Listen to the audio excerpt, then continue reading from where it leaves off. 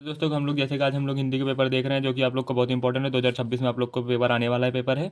आप लोग हिंदी को देखिए। यहाँ पर आप लोग को जो मैंने बता रखा है कि यहाँ पर आप लोग को प्रारंभ में 2 खंड दिए रहते हैं या तथा आपको पहला खंड जो आ दिया रहता है उसमें बहुविकल्पी प्रश्न होते हैं, उसे आप लोग को अपनी जो मिलता है और इसे देखिए जो आप लोग को वहाँ पर मिलता है तो आप लोगों को भरने के लिए वो मार्कशीट मिलता है ना। तो मार्कशीट पर 20 नंबर भरना होगा। तो आप लोग को पेन कौन सा प्रयोग करना होगा? काले का प्रयोग करें, नीले का अथवा काले का बॉल पॉइंट पेन का प्रयोग करना चाहिए। बॉल पॉइंट पेन कौन सी होती है? जैसे कि ये हो गई, जैसे मैंने इसे चला दे, जैसे मैंने यहाँ पर अब भर दिया है ना, तो ये जो होगा ना ये पीछे नहीं जाएगा। तो यही चीज़ ये बोल रहा है कि बॉल पॉइंट पेन से करें। आप लोग को खंड आ में बहुविकल्पी प्रश्न हेतु प्रश्न के अंक निर्धारित हैं, तो आप लोग को 1 नंबर मिलेंगे अगर एक प्रश्न आपका। तो ऐसे सारे के सारे हैं। तो मैं अब इन जितने भी प्रश्न हैं अब इन प्रश्नों को हम लोग देखेंगे थोड़ा सा हम लोग। चलिए हम लोग देख लेते हैं। अब इन प्रश्नों को हम लोग देखेंगे, उसके बाद हम लोग अब प्रिंट करा के रखे हैं उसे हम लोग करेंगे यहाँ पर आप लोगों को। चलिए हम लोग अब देखते हैं उस प्रश्न को। वीडियो को लाइक कर, चैनल को सब्सक्राइब। चलिए तो हम लोग देख रहे हैं कि हम लोग को पहले का क्या है। तो शुक्ल युग का नामकरण किस विद्वान के नाम पर किया गया था? 4 रामचंद्र शुक्ल। ये प्रश्न आप लोग को याद होना चाहिए कि शुक्ल युग का नामकरण किस पर किया गया था, कि ये प्रश्न आप लोग को पूछा जाएगा। सेवा सदन उपन्यास के लेखक है। सेवा सदन हम लोग का प्रेमचंद्र जी का है। तो चलिए हम लोग आगे बढ़ते हैं और भी प्रश्नों को देखते हैं। चलिए हम लोग देखते हैं, शुक्ल युग के नाटककार निम्नलिखित में से कौन नहीं है? शुक्ल युग जो है उसके हम लोग को नाटककार कौन नहीं है? तो जो हम लोग को भारतेंदु हरिश्चंद्र जी हैं ये भारतेंदु युग के हैं, तो यही शुक्ल युग के नहीं हैं। तो हम लोग का ये ऑप्शन हो जाता है राइट। चलिए हम लोग आगे बढ़ते हैं। प्रसिद्ध आत्मकथा क्या भूलूं क्या याद करूं के लेखक कौन है? तो क्या भूलूं क्या याद करूं के लेखक हम लोग के कौन है? हरिवंश राय बच्चन जी हैं कि ये डॉक्टर राजेंद्र प्रसाद हैं? हम लोग के यहाँ पर हरिवंश राय बच्चन जी हैं। आप लोग को मैं ऑप्शन और भी दिखा दे रहा हूँ। चलिए जो वहाँ पर 2 ऑप्शन हमने देखा था कि उसके क्या भूलूं क्या याद करूं के लेखक हरिवंश राय बच्चन जी हैं, उसमें पांडे बचन शर्मा गुरु भी दिया था, रामविलास शर्मा दिया था। तो आप लोग को इनको याद नहीं करना है। आप लोग को जो मैंने बताया है केवल उसके आंसर को एक बार, जैसे मैं एक बार आप लोग वीडियो को देख ले रहे हैं फिर एक बार कॉपी में लिख लीजिएगा, फिर अगली बार वीडियो को देखेंगे आप लोग का क्लियर हो जाएगा।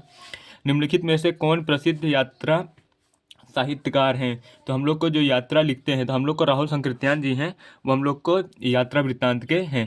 तो आप लोग को भी याद रखना हो कि राहुल संकृत्यान किसके हैं? यात्रा यात्रा साहित्यकार हैं। या तो यात्रा वृत्तांत देकर पूछ लेता कि यात्रा वृत्तांत इसमें से कौन है, तो राहुल संकृत्यान को आपको टिक करना होगा। हजारी प्रसाद द्विवेदी ये भी द्विवेदी युग के हैं। प्रेमचंद्र ये तो शुक्ल युग के हैं। जयशंकर प्रसाद भी शुक्ल युग के हैं। आप लोग को याद रखना होगा। रीतकाल के वीर रस के प्रसिद्ध कवि हैं। रीतकाल के जो हम लोग का वीर रस है इसके प्रसिद्ध कवि कौन है? तो हम लोग के जो भूसड़ जी हैं ना यही है। आप लोग को ये प्रश्न 100% याद होना होगा। ये प्रश्न मैं बोल दे रहा हूँ कि हर एक शिफ्ट में आएगा। ये मैं तो इस शिफ्ट में तो आ ही रहा है, मैं बोल रहा हूँ हर शिफ्ट में आएगा, चाहे जितनी भी बनेगी ना। आप लोग जैसे कि 5-6 सेट का पेपर बनता है ना, हर सेट में पूछा जाएगा ये प्रश्न। रामचंद्रिका के रचनाकार हैं। रामचंद्रिका हम लोग के जो है उसके रचनाकार कौन है? तो रामचंद्रिका के रचनाकार हम लोग का केशव दास जी हैं। तो मैं अब ये नहीं कर रहा हूँ कि बिहारी जी हैं कि भूसड़ जी हैं मतीराम जी हैं केशव, फिर मैं केशव दास बुला रहा हूँ। आप लोग को पेपर में बहुत कम टाइम है इसलिए मैं आप लोग का टाइम वेस्ट नहीं करूँ। चलो हम लोग आगे बढ़ रहे हैं। प्री प्रवास किसकी रचना है? प्री प्रवास जयशंकर प्रसाद की है? नहीं। श्रीधर पाठक की है कि नहीं? हम लोग के एशिया सदर गुप्त कवि नहीं, अयोध्या सिंह उपाध्याय हरिऔध जी की है। तो हम लोग की ये किसकी है? प्री प्रवास है हरिऔध जी की है। देखिए हम लोग का यहाँ पर दिया रखा है राम की शक्ति पूजा के रचनाकार कौन है? तो राम की जो हम लोग की शक्ति पूजा है इसके रचनाकार कौन है? सूर्यकांत त्रिपाठी निराला जी हैं। निम्नलिखित में से कौन प्रगतिवादी युग का कवि नहीं है? प्रगतिवादी युग का कवि इनमें से कौन सा नहीं है? तो हम लोग के जो भारतेंदु हरिश्चंद्र हैं भारतेंदु युग के हैं, बाकी सारे के सारे प्रगतिवादी युग के हैं। हास्य रस का स्थायी भाव क्या होता है? जो हास्य रस का स्थायी भाव हास होता है, ये तो आप लोग को पता ही होगा। देखिए यहाँ पर हास का उत्साह भी दिया है और हास भी दिया है, तो हास्य रस का स्थायी भाव हम लोग का हास ही होता है। चलिए, मनहु मानव जनहु जानव आदि वचन शब्द किस अलंकार अलंकार में प्रायः उपयुक्त होते हैं? मन मानू जन जानू ये सब जो हम लोग के होते हैं, तो हम लोग को ये पूछा है कि मतलब ऐसे शब्द किस में हम लोग के प्रयोग होते हैं। तो हम लोग के जो ये होते हैं ना उत्प्रेक्षा अलंकार में मनु मानो जन जानो आदि शब्द आते हैं, तो वहाँ पर उत्प्रेक्षा अलंकार होता है। ये आप लोग को मैंने ट्रिक भी बता रखा है, अगर आप लोग ने नहीं देखा है तो इसे आप लोग लिख लीजिएगा कि अगर किसी में मनहु आ जाए, मानो आ जाए, जनु आ जाए, जानो आ जाए, आदि शब्द आते हैं। अभी आप लोग को नहीं दिख रहा होगा, अब दिख रहा होगा। देखिए यहाँ पर क्या बोला है कि मनहु मानव जन जानव आदि वचन शब्द किस अलंकार में प्रायः प्रयुक्त होते हैं? तो उत्प्रेक्षा में होते हैं। उत्प्रेक्षा का मैंने आप लोग को परिभाषा भी बता रखा है कि अगर मनु मानो जनु जानो आदि शब्द जहाँ पर आते हैं जिस भी पंक्ति में, वहाँ पर आप लोग को उत्प्रेक्षा अलंकार लगा देना है, चाहे कुछ भी हो। चलिए हम लोग आगे आगे बढ़ते हैं। चलिए हम लोग 12 को देख चुके हैं, तो हम लोग 13 नंबर प्रश्न को देखा था।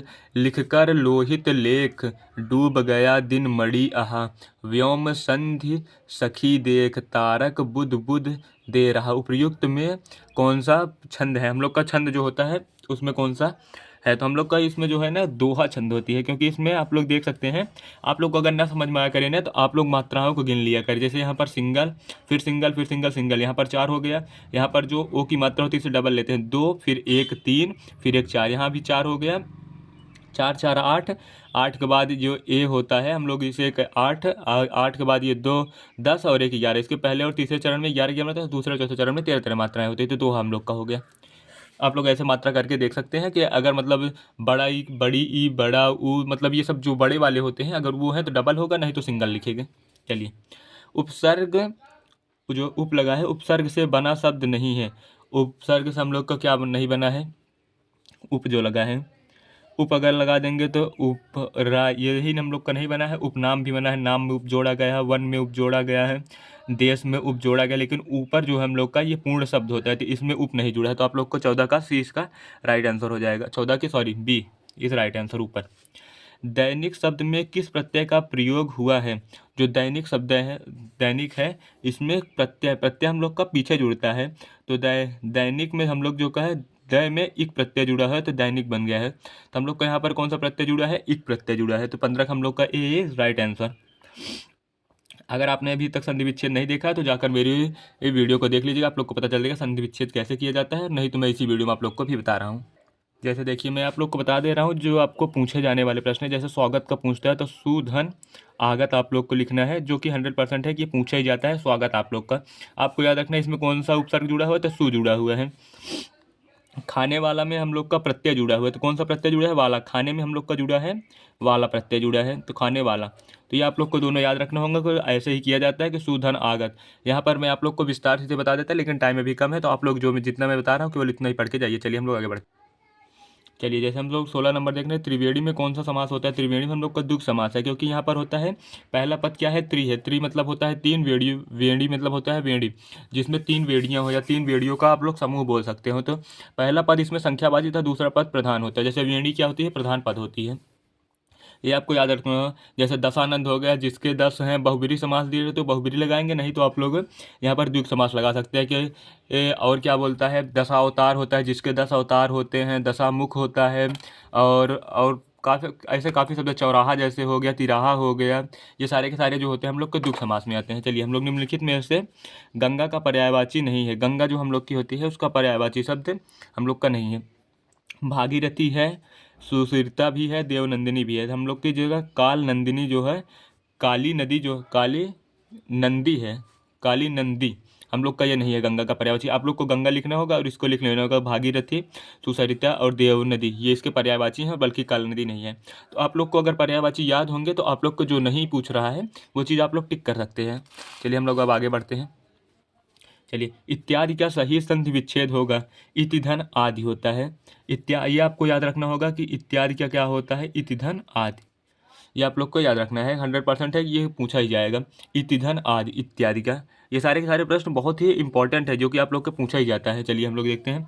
फल शब्द का तृतीय विभक्ति बहुवचन रूप है। फल शब्द जो है इसका तृतीय विभक्ति बहुवचन रूप हम लोग का होता है फलेन। जो मैं बता रहा हूँ आप लोग तो यहाँ पर 100% करके ही आएंगे। हसतु धातु रूप का वचन एवं पुरुष है। हसतु जो है वो हम लोग का कौन सा धातु रूप और पुरुष है? तो हम लोग का जो एक वचन और प्रथम पुरुष है हसतु। चलिए हम लोग आगे बढ़ते हैं, इसके जो प्रश्न है इसको भी देख लेते हैं। चलिए, तो यहाँ पर देख रहे हैं, निम्नलिखित में से किसी एक गद्यांश पर आधारित प्रश्नों के उत्तर दीजिएगा। विश्वास पत्र मित्र से बड़ी रक्षा रहती है। विश्वास पात्र मित्र से बड़ी ये रक्षा रहती है, कि जो हम लोग का विश्वास जिस पर हम लोग करते हैं उससे हम लोग बहुत ही ये सहानुभूत महसूस करते हैं, मतलब उस वो रहता है तो हम लोग सुरक्षित महसूस करते हैं, ऐसा ये बोला है। जिससे ऐसे मित्र मिल जाएं उसे समझना चाहिए कि खजाना मिल गया है। ये बोल रहे हैं कि अगर हम लोग को इस प्रकार के मित्र मिल जाए जो हम लोगों की दुख और सुख में दोनों में परवाह करते हो, तो समझ लो आप लोग को खजाना मिल गया हो। विश्वास पात्र मित्र जीवन की एक औषधि है। विश्वास पात्र मित्र जीवन की एक औषधि मतलब वो हम लोग की एक दवा के समान है कि विश्वास पात्र मित्र। चलिए हम लोग यहाँ पर अब कर लिए। अब हम लोग को क्या देखना है कि यहाँ पर उपर्युक्त गद्यांश का संदर्भ लिखिए। जैसे कि ये हम लोग का संदर्भ में क्या हम लोग को लिखना है कि जैसे कि ये पाठ का नाम लिखना है। संदर्भ में आप लोग को मैं यहाँ पर संदर्भ बता रहा हूँ, लेकिन वहाँ पर आप लोग को 100% एक पाठ का नाम लिखने का। यहाँ पर पाठ हम लोग का है मित्रता, मित्रता नामक पाठ से लिया गया है। और लेखक हम लोग के हैं, लेखक हम लोग के हैं क्या शुक्ल जी हैं, आचार्य रामचंद्र शुक्ल, आचार्य रामचंद्र शुक्ल, शुक्ल जी हैं हम लोग के।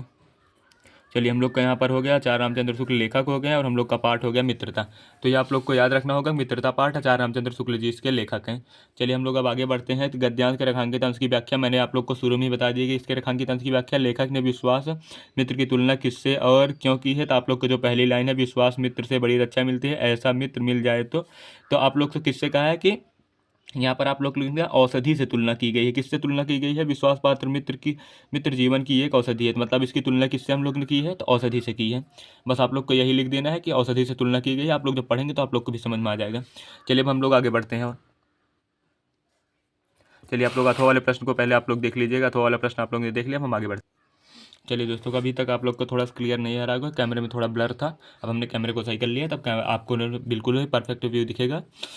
चलिए हम लोग, आप लोग इसे पढ़ लीजिएगा। ये आप लोग का अथवा वाला जो था ये मैंने भी दे दिया है। अब हम आगे बढ़ रहे हैं। अब हम उन प्रश्नों को देख रहे हैं जो कि आप लोगों को पूछा जाता है कि नंबर 2 पद्यांश पर आधारित, किसी एक पद्यांश पर आधारित सभी प्रश्नों के उत्तर देना है। कि दो दो दिए हैं जिनमें से आप लोग को किसी एक का ही करना है, या तो वो अथवा लगा कर देता है, जैसे यहाँ पर अथवा लगा दिया है ना, या तो आप लोग को ये वाला करना है, या तो इसके नीचे जो दिया रहेगा वो करना है। मैं अभी बता रहा हूँ।